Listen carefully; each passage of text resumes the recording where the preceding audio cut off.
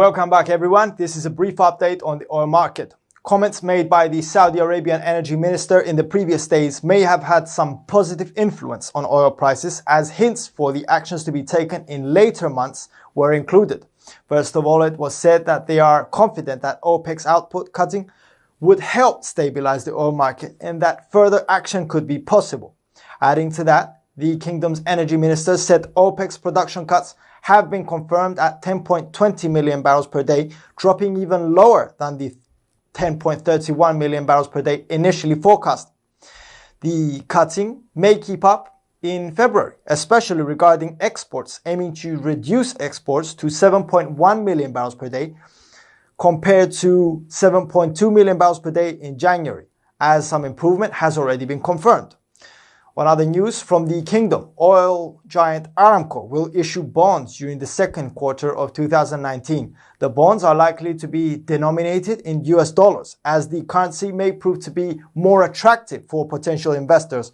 Regarding the valuation of the firm, a point of which a lot has been written on through media reports, the Saudi energy minister stated it would depend on the market, and that the firm's petroleum reserves could be one of the bases for establishing its value, emphasizing, in our opinion, Aramco's collection of companies and assets under management.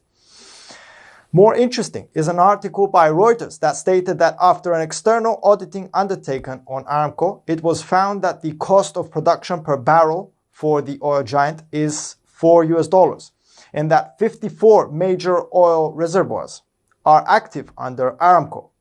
Moving forward, Morgan Stanley has reduced its 2019 oil price forecasts by more than 10%.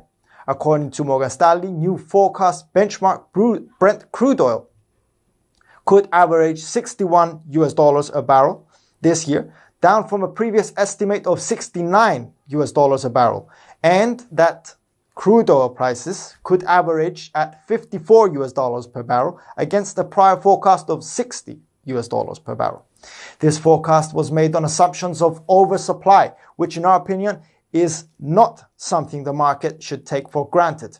OPEC Plus group actions in the first half of 2018 had significant impact on oil prices, which averaged at $71.69 and $64.90 respectively for Brent and crude.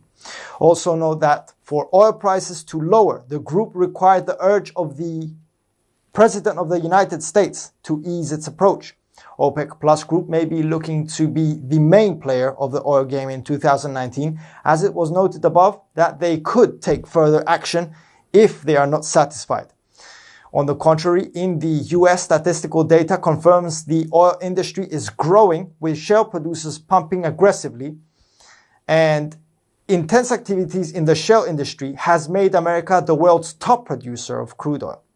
In our opinion, US shale oil activities could increase further during 2019 due to technology advancement and increased investment. OPEC officials in the previous months have welcomed America's booming shale oil industry accomplishments, stating that they are learning from the process themselves. However, the advancement of US production acts like pure competition to the OPEC and its efforts to cut supply and eventually increase prices.